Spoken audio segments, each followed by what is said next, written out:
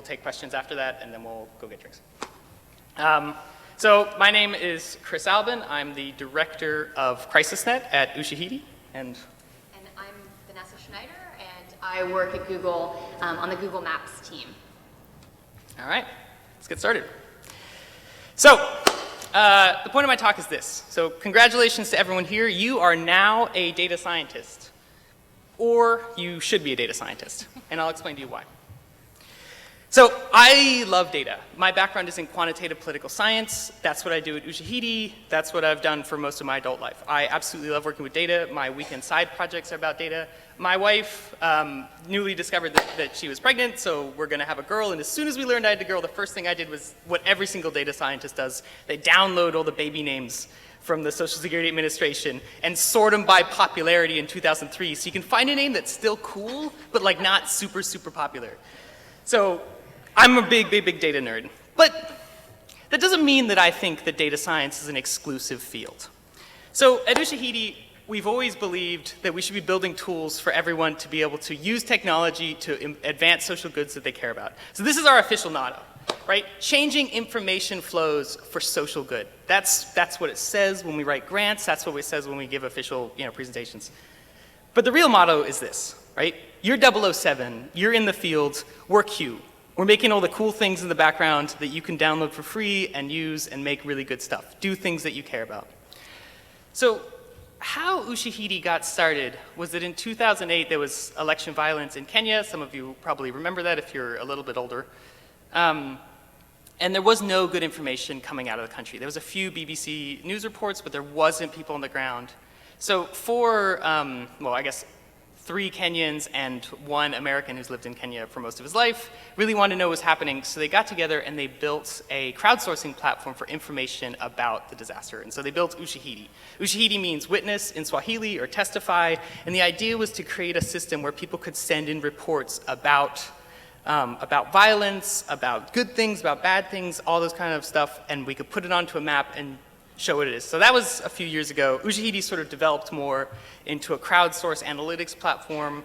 We are used all the time for, there probably isn't a crisis out there that doesn't have at least one deployment of Ushahidi running, using it, whether it's for Ukraine or for Ebola or anything like that. There's always at least one deployment from a user of ours. My point of telling you this is pretty simple. Data is not just for techies. Data is not for mathematical PhDs or political science PhDs. Data is not about that level of mathematical genius. There's parts of it there are, and if you know math, it's kind of a little bit cooler, but that is not the barrier to entry. And you shouldn't think about the barrier to entry. And anybody tells you that that's a barrier to entry is trying to make themselves, because they probably have a PhD, way smarter. So, because data science is not black magic, right? It's not a mystery. What is data science? And this is the thing, this is a very classic definition, and I really want to unpack this as much as humanly possible. Data science is about storytelling, right? It's about finding true stories, or as true as you know, in the data. It's about conveying those stories via visualizations, via charts, via whatever you want to people, right? There are stories in those data sets, in those CSV files, in their databases, and it's about extracting them and showing them to people, showing them what's interesting, showing them what they should care about. So there's more data than ever in the world, right? And this is something we've really all discovered, and it's incredibly important. There's millions and millions of data sources out there. There's so much of this is free. There's so much, this movement of open government and open data has released this huge plethora of data out there. And there's new data sources every day. I find new data sources all the time. And working with data is easier than ever. Most of the stuff that I do in data science, I learned on my own. There's free tutorials online, there's video tutorials, there's thousands of hours. If you go to YouTube, you can learn data science just a million ways. There's actually an open source free master's data science master's degree that you can go take online totally for free. And there's even a new generation of codeless tools, as in you don't need to sit down, you don't need to program, you don't need to talk about PHP or Python or whatever you want. It's take the data in, you load it in, and then you do what you want with it. So there's a problem with my sort of pitch. Data is currently underused. And this kind of sucks, right? So the most data is underused. Ushahidi took a big part of what's called CODI, the Kenyan Open Data Initiative. CODI is about opening up Kenyan's data set. So Kenya was one of the first countries in the developing world to actually release a huge portion of their data online. And the truth is that that data currently is not used. It's used very, very infrequently, mostly with research projects, but there is so much interesting stuff in there. There's so many stories that are left on the table. Now, this is dangerous, and this is my side point, and if you took away something from this that wasn't my main point, this would be the point that I want you to take away. And if you want to talk to me afterwards about this, I will go on about this forever. So the fact that that data is underused is dangerous, because there's a point in any kind of technology field where the technology advances faster than the politicians can regulate it. And we are at that point in data. People don't talk about this enough, but politicians, governments, corporations, NGOs, whatever, are releasing data that exposes their crimes, not all their crimes, but a lot of their crimes without knowing it, right? They're releasing this data without thinking about it. And in the future, they'll catch up. They'll figure it out, right? Suddenly, they've discovered that social media can be, really dangerous, and they remove it. But there was a point in social media where they were ahead of the curve. The same thing is where we are with data right now. And the more we use it, the more applications of that data, the more visualizations you make, the more apps that you use to make it, all those kind of things, you're demonstrating that value. You're making it harder and harder for them to take that data away. So why aren't there more users of data? The three, really obvious answers is that the data is scattered online. It's all over the place. If you want to know what's happening in Syria, there's probably 100 sources of data just about Syria, let alone if you divide those into individual Facebook pages or anything like that. It's a huge amount. There's also the data is fragmented in many formats. CSVs, which are essentially spreadsheets, they can be formatted in their own way. Then you have all these other API keys and everything, and each of them is formatting a different way. And if you wanted to use it, it's actually a lot of work to put them in the same place. And the third one is it requires coding. And that's really difficult because you can be an expert on a topic, you can be an absolute expert on human trafficking or something like that, but you're not an expert in working with data. So then it's daunting to actually sit down and use it in that way. So we're trying to do something about that. And that's the focus of what I'm going to sort of talk about for my remaining time. CrisisNet is a project that we launched earlier this year. It's a global fire hose of data. We take a wide variety of data sources from around the world about crises. We take them all into one platform. We formatted them in a single way, and we provide that with a free API. So that means Facebook data from Islamic insurgents. That means data from the victim or the violation documentation center in Syria. That's information from YouTube videos. That's information from US weather reports, putting it all into one place and putting it out in a single format. I'll talk about why single format is important in a minute. So this is the sort of structure that we have. These are just examples of some of the types of data that we're putting in, but it is an aggregator of data. We take all this data and we put it into one fire hose for people to use. So let's say I want to know social media reports about bombing in Syria. Well, where could you go for that? Well, there's a lot of ways. There's a Facebook API if you have $1 million. There's a Twitter API if you have $1 million. There's all these places you can go, but you have to have a lot of money behind it and those kind of things. But what if you wanted those kind of reports on Syria? Well, there's other sources for it, and one of them is CrisisNet. So here's the 681 lines of code, Java code, or JavaScript code if you really care, used to gather in about 1,600 Facebook pages and YouTube channels about Syria. And gather them all into one place, make sure all the geocoding, right, all the latitude and longitude and all that stuff is in one place. If you have a lat and longitude, matching it to the closest city, telling what provinces, all that kind of stuff. This is the huge amount of work you do. And you could imagine, even if you're not that technical, how long this would take. This would be a day, 2 days, 3 days, something like that. Well, with CrisisNet, you can do that with 6 lines of code. You can pull that data really fast and simple, and eventually we're going to get to the point that's it's even better than that. There's no code. But you can see the difference of what was once a really large amount of time reduced to a small amount of time. That means when there is a crisis, you can start building using that data right away. So this is the main features of the platform, which I can demonstrate to you afterwards. I'm not going to take more than my slim of 20 minutes. But the fire hose of crisis data, right, it allows you to get to work fast. And that's what we're going for. A lot of you are journalists in the room. You want to get something done by the end of the day. If you want to know what was happening in Syria, well, pull it in the morning, right, in the same format, use a code to make a visualization. And then the next day, you can use that same code to make a visualization of, let's say, Ukraine, or let's say, Ebola in Liberia. That code is reusable because the data is formatted always in the same way.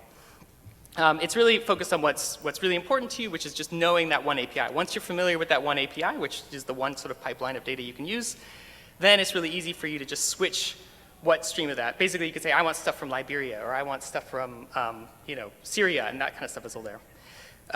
It's also free, which is awesome. So this is our main goal. This is our internal motto that we have, right? We want to let 1,000 crisis apps bloom. We want you to build stuff off this data. We make it free. We're funded by the Rockefeller Foundation. We want you to use this. That's why it exists. There's no limits on the API currently. There's no cost for doing it. Come, take the data, build really cool stuff, go for broke. If you want something different, we'll tweak it for you. Don't worry about it. That's what we're trying to do. Now, what do I mean by the use stuff with data? So I'll give you a few examples. So this is a sentiment analysis of reports coming into our own crowdsourced platform. So you can see that really nice, what's called the distribution, the really nice like spread of the data. That's really beautiful. But that kind of thing, that took just a few lines of code to get the data in and a few more to make it. It was so fast and simple, it probably took me like 1 beer to make that thing. So here's another one. This is from the Learn Ushahidi deployment in Liberia, tracking Ebola, so you could see the cases of reports and sort of some really more nuanced individual stories. I don't know if that's fuzzy enough, but those kind of individual stories of what's happening. There's some little angry citizens attacked and wounded 4 members of the Ebola case management team, et cetera, et cetera. So that really like gritty detail. This is a visualization I made about social media accounts of attacks during the conflict in Gaza. And so I've divided, we actually went through all the social media ports from a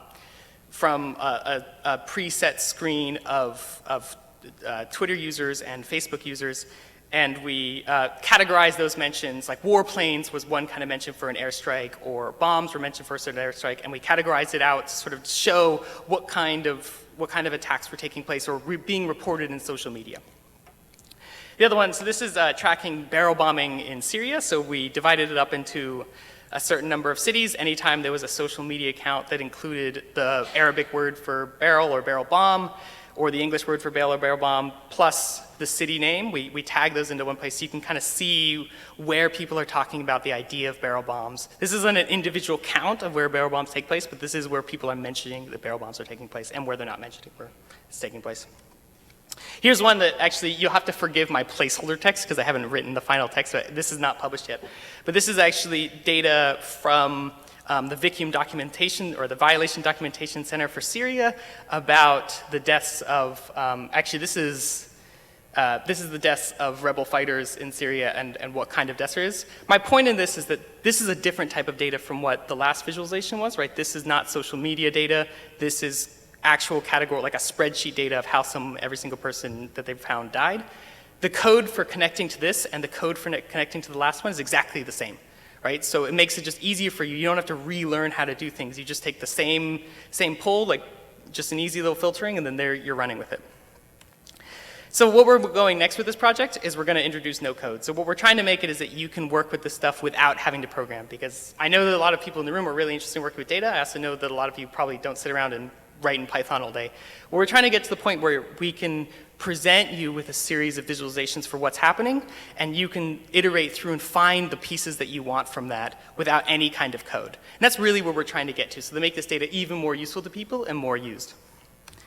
So to conclude, this is what I really want you all to do. Go make stuff that matters, pull down this data, go for broke, build stuff that are really cool.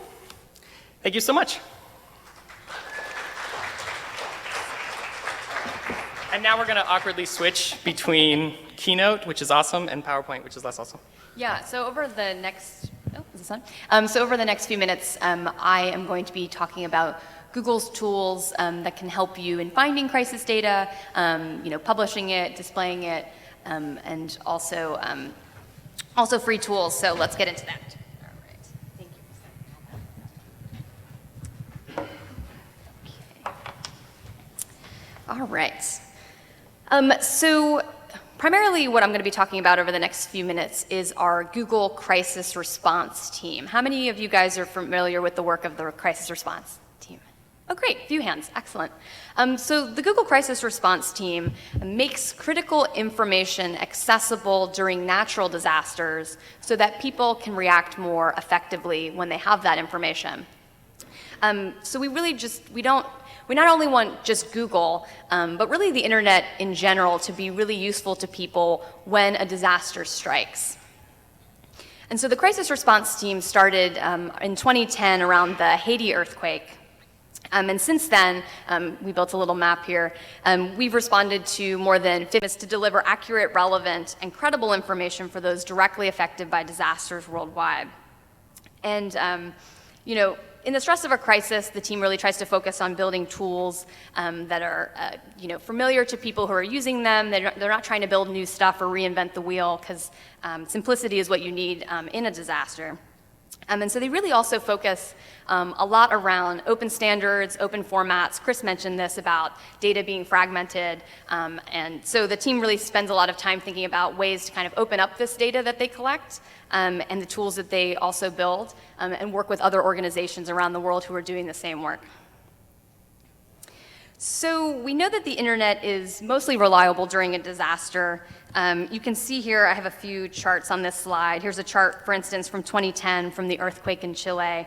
And you can see how that little red line, hopefully you guys can see it, how search traffic immediately kind of picked up right after the earthquake struck. Because often in many cases, SMS or local servers, these things are down, but the internet is reliable and people are turning to it for information. So the team really is thinking, again, about web tools and disseminating information that way. And so how do they do that? They've built a few tools, public alerts, person finder, crisis map. I'm going to talk about these over the next few minutes and how you guys can use them as part of your data collection, as part of your news gathering and reporting around these events. So let's dive into that. But also, just to take a step back when I'm talking about crisis data and the data that the team is working with, also very important to clear up that the team really works and relies on trusted partners to share authoritative information with them. So this is just kind of a sampling of the partners and the types of data they get. So you can see here weather and safety related information and warnings from the National Weather Service, earthquake notifications from the JMA and USGS, and tsunami warnings, obviously important after you have those earthquake warnings, Amber Alerts, and Nixle is basically really highly targeted community alerts, so local information, really hyper-local information. And the team, spends a lot of time when they're not responding to events to identify new partners, find new data, clean it, get it ready to share if and when a disaster happens that's related to it. Okay, so some of those tools I mentioned, public alerts. And you might be familiar with some of these tools already. This is the tool that we use to surface emergency information to users from those sources that I just showed you, when and where they're relevant. So we surface this information across products like Google Web Search, Google Maps, Google Now, if you are using the search app on iPhone or using an Android phone. Anyway, so we kind of take that information and spread it across this platform. And so if you think about, remember when you watch television, you see that little ticker across the bottom about earthquakes and tornadoes that might be in the area. That emergency broadcast system, they're really trying to build the equivalent of that for the web. So trying to get this data into one source. So that's kind of how we use it on our tools, but to go along with this, they've collected all this data, but they've also just built an API that you guys can access. You can basically access this fire hose of information that they've collected and really customize it to your needs. If you go to this link up there at the top, it's just a demo about how to use these kind of alerts, this kind of information. Kind of give you some examples here, but you could take that and you can kind of think of different ways you could do that. Whether it's you're building homepage alerts, or you're sending emails to users, or you're building interactives or applications, using this data. There is an API for you. We just need to, if you're interested in using the API, email me afterwards. I'm going to give you my email at the end, or find me afterwards. I'd be happy to hook you up with access to that, and you guys can start playing around with it. The second tool I mentioned, Person Finder, so you might have seen this one as well. This is really about connecting people in the aftermath of a disaster, and kind of, this is the one that we used for the recent floods in India. So it's about, people can type information into this tool that says, they're okay, and you could go on there as another user and search just to see if someone has reported themselves being all right. So again, it's about connecting people, and also what's interesting, kind of just to flip back here around this, around that Haiti earthquake in January 2010, That's when we created the first person finder, because we found that there were a lot of organizations that built their own person finder, but they were all kind of going to their own siloed databases. So the Department of State had one, I think, media outlets, NGOs, but none of them were talking to one another. So the team had built an API and kind of tried to standardize the information everyone was collecting so all these person finder instances could really be talking to one kind of canon database of information. So they've really been working over the years to kind of evangelize that kind of open standard format and kind of get people on board, because obviously, as you can imagine, it's more useful if all these instances are talking to one another. So how can you use this? So Person Finder, the easiest way to kind of make this available to readers and useful is to just embed the Person Finder widget on your website. It's mobile friendly. It's just a little iframe we give you, copy and paste it, drop into the HTML for your web page. Super simple stuff. The last crisis response related tool that I wanted to share with you is the Google Crisis Map. This is really the team's primary tool for visualizing and disseminating crisis-related geographic information. So weather information, shelter locations, evacuation zones, satellite imagery that we collect from providers after an event. Obviously, you can imagine a map is a really good way to kind of display that information and so that readers can really interact and understand it. And if you go to google.org/crisismap, most of the time it's defaulting to kind of like an evergreen weather map that we've created with a lot of different weather information feeds. But I'll show you kind of some examples of different ones that we've created. This is one, also another evergreen kind of map around the US wildfires. We know that season comes up every year, so we kind of just always have this live and ready to go, feeding in real-time information around these fires. Here's also a crisis map during the tornado in Oklahoma. You can see here we had like school and church closings on there that we were getting from local sources. We had shelter information, and then what you're seeing here is just the path of the tornado itself and some of the damage assessment that was on the ground. So you can kind of see where the hardest hit places were. And as a side note, what's interesting also about this map is the BBC, for instance, they didn't necessarily put this map in their web pages, but they used this map as a reference map to build their own kind of visualizations around the path of the tornado. So definitely think of these tools in different ways. As a research resource, I thought that was kind of a really interesting use case for it. But the biggest use of this tool from news outlets is just simply embedding the map in your coverage, if it's useful to what you guys are covering and if it's useful to your audience. So there's a share button at the top of the map. We provide a link to the map if you want to share it on social media. But again, we also give you that iframe that you can just copy and paste and plop into your web page for that interactive map. You can change the height and width of the map. You can't see it in this, but there's usually lots of layers of information on these maps. So like I said, shelters and weather and evacuation zones, all of that stuff. You can actually, whatever layers you have turned on, that's what will display on the map that's embedded on your website. So maybe you're only telling the shelter story, or you're showing the damage assessment, in your kind of post-event coverage of the Oklahoma tornado. You can turn all the other stuff off and just kind of display exactly what you want in the view that you want. So this is just an example of the Washington Post. We launched a map and responded around the typhoon in the Philippines. And so this is kind of showing the path of that storm as it was coming through. At that moment in time, I grabbed a screenshot of it. Map looks different today. This is another one, NBC News. So around the ice storms, around the most recent holiday, around Christmas, they embedded this map in their coverage of these storms, and what you're seeing there is our public alerts layer. So the public alerts tool that I just mentioned, we also feed that information onto the crisis map, and so they wanted to turn everything else off on this map and just show the public alerts information so people could kind of see actionable information, the severity of some of the storms. So I just kind of thought it was an interesting use. Another piece of data that the team also collects around these events is post-event satellite and aerial imagery. So we'll work with third-party providers to get that imagery and surface it on our crisis maps. So most recently, this is imagery On the right, this is the flood imagery collected by Digital Globe after, again, these floods in India. So you can see that was collected September 10th, 2014. And then the before shot, I think I just grabbed it from Google Earth to see what was just live currently in Google Maps and Google Earth today, so you can kind of do that kind of before and after comparison. Another example of imagery, this is from NOAA. They collected aerial imagery after Hurricane Sandy and flew along the coasts. So this is one particularly dramatic before and after shot, kind of what we had live in Google Earth around that time. On the left is kind of boats in the water, and then all the boats kind of moved onto land. So you could see a lot of this kind of stuff in the NOAA imagery, and again, this is surfaced on our crisis map. And finally, this is our Oklahoma tornado map. Again, just some Digital Globe collections that we overlaid. And you can also see in this one, it's kind of hard to see, but there's a toggle bar. So if you embedded this on your website, your readers could kind of toggle on the opacity of that satellite imagery and turn it on and off to kind of get that before and after view.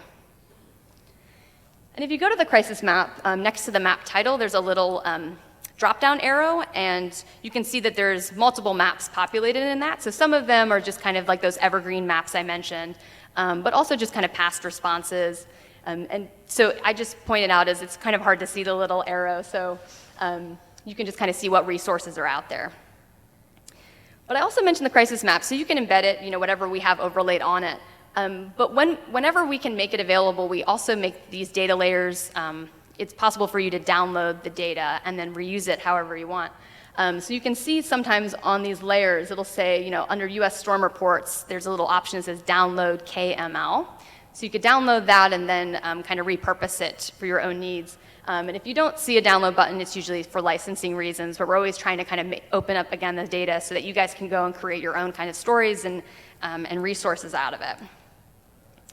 And finally, on the crisis map, so we build our own maps, but we unfortunately can't possibly respond to every single natural disaster that seems to be happening more and more around the world. So the team has opened up the tool that they use to create and host and publish these crisis maps for free, so that for any crisis mappers who might want to build their own resources.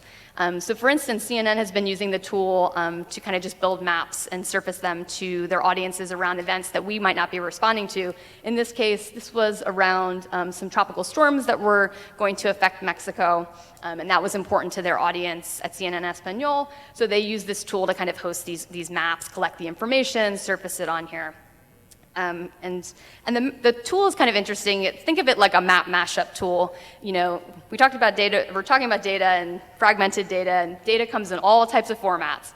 So we tried to build a tool that allows you to host various kinds of data formats. So if you're working with KML or GeoJSON, GeoRSS, WMS, or if you can also just grab some of the classic Google Maps layers like traffic and transit information and just surface that onto the map. Kind of build this really interesting contextual mashup for your readers around these events. And anyway, that's a free tool, and these maps are hosted on our App Engine instance, so you don't have to even set up any infrastructure or servers. That should be exciting for you guys. Anyway, so that's the link actually to get to the crisis map editor, but happy to talk more with folks afterwards or during the Q&A. So I mentioned these crisis maps that we launch, and how do you find out when we actually launch these crisis maps? So one resource we have a mailing list that we maintain just for journalists, and through it we send kind of Google Maps and Google Earth related assets, B-roll content that we think might be useful for the breaking news that you guys are working on. So I'll send around alerts to new crisis maps that we launch, fresh satellite imagery that we're making available on that topic.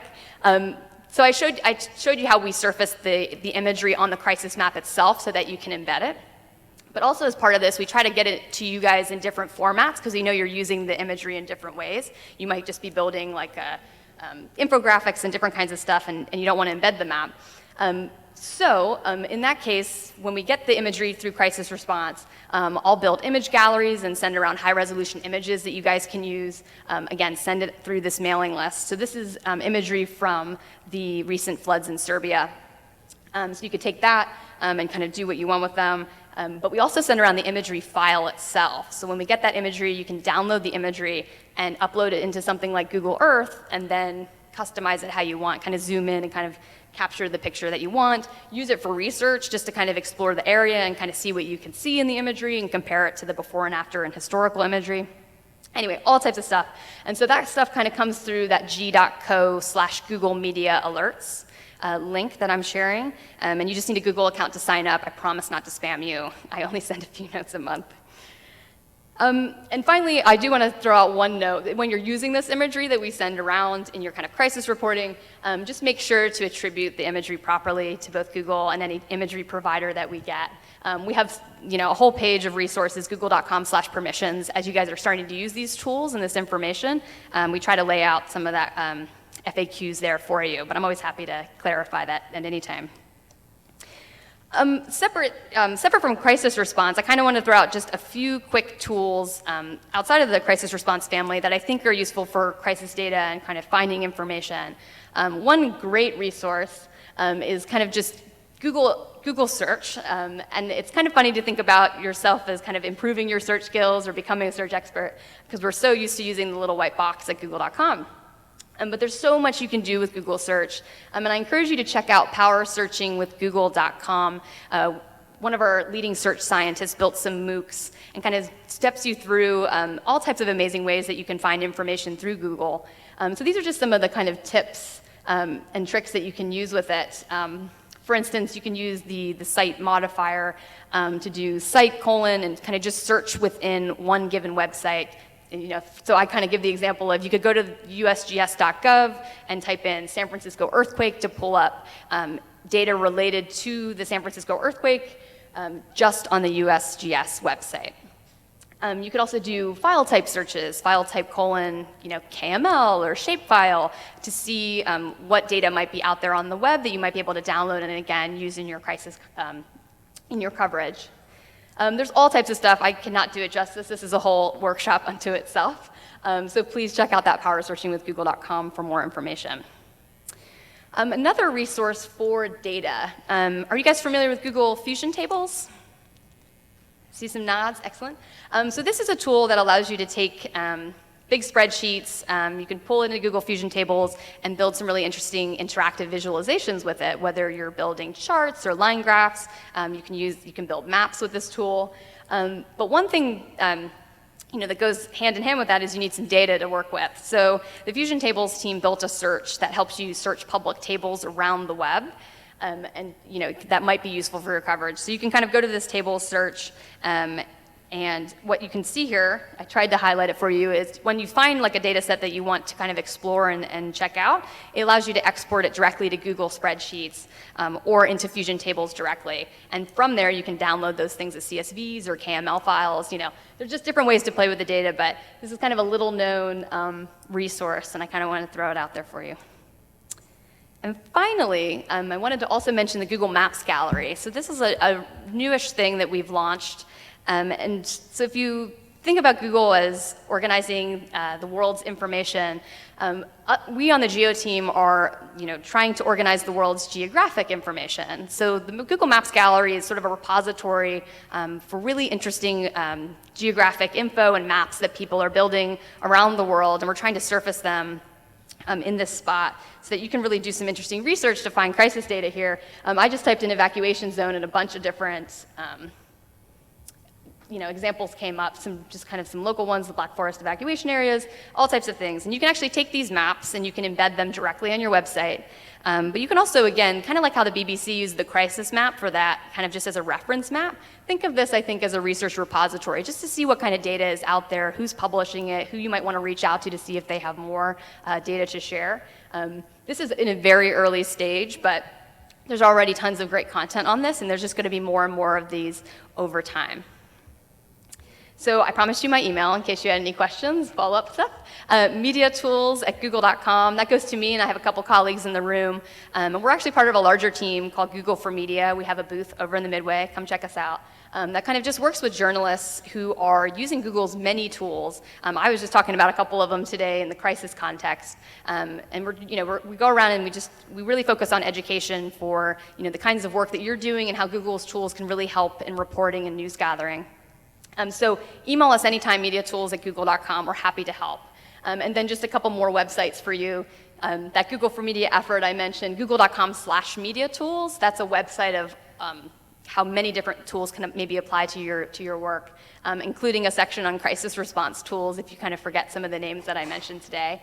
And google.org/crisis response is a great spot to go just to learn more about the team that I mentioned today, and just kind of see some of their past response work and just kind of get a better feel for them.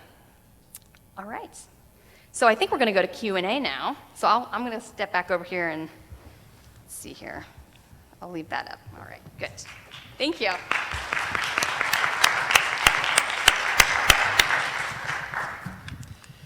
So I think if you ask, I think you're supposed to come up to the mic. The truth is that I can't see any of you because I don't know my glasses, and also there's like a spotlight in my face. So I think you're supposed to go up to the mic if you want to ask a question.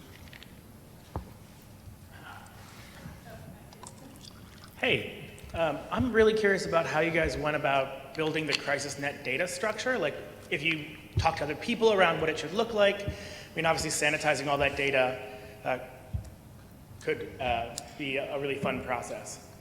Yeah, so the CrisisNet data structure is actually just highly practical. We tried to focus it on just a very popular web format. So basically, we really focused it on JSON and trying to make sure that it was just as usable to people as possible. That's really what we're going for. There's other really cool projects out there that are trying to do more in-depth stuff with it. One is called the Humanitarian Exchange Language, Hexel, that kind of thing. For us, we're really trying to get the data out there, and we really wanted to be used by people who had a standard set of training in this kind of stuff. So the idea of focusing on something like Hexel would have delayed that. So we just pushed it out there in JSON as a standard thing. But you can also download a CSV if you really wanted to, but that's the standard one. Yeah. So I'm curious how accurate the information you get from people on the streets is. If people are messaging about a body in the street, how many different people are messaging about that same body, and how do you kind of interpret that? Yeah, so that is an excellent question. So the truth is that we on purpose don't verify anything. This is a fire hose of raw data. We do not run any analysis on it. And we do that on purpose. That isn't because we're lazy. That's because the truth is that we are not comfortable being the arbitrators of truth globally for all types of messy social data around crisis. We would love for other people to build stuff on top of that to do that, but our point is to provide the fire hose of data and not provide the verification of that.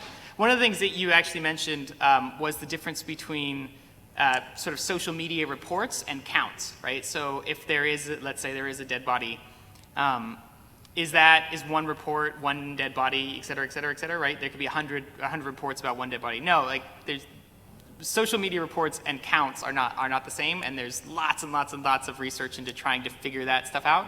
We have not touched that. We're providing a raw stream of data, and Google's crisis team provides a really cool API. The difference between what they provide and what we provide is we provide a really, really messy set of data that is just, near real time, but it's super messy, and we're hoping that other people build things on top of that to fit their needs, right? Maybe you actually do want cases of people trying to put in rumors. So one of the projects that has sort of works, peripherally with Ushahidi has been around doing hate speech in Kenya. So that kind of stuff is that I would not normally think that would be something that people want to do, but because people have interesting uses for it, we've left it raw and tried not to touch it. My question is for Chris also about the data that you're pulling from social networks, and specifically related to a specific location.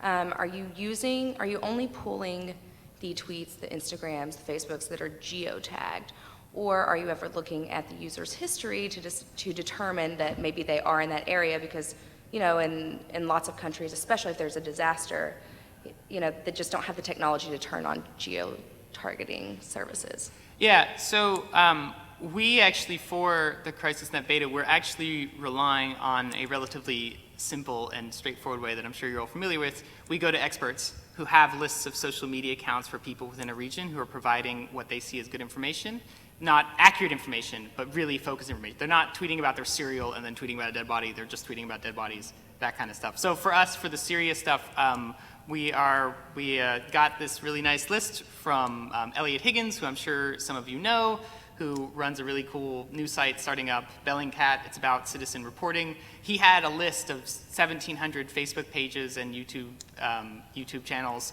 about from Islamists and those kind of people, and we took that list and we ingested it, and then we did auto translating on that and geocoding on that kind of stuff.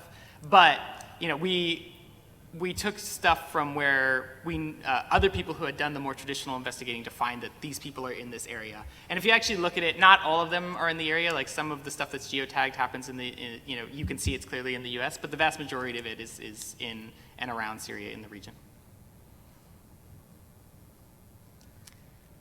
All right. Awesome. Thanks so much, everyone. Go and drink.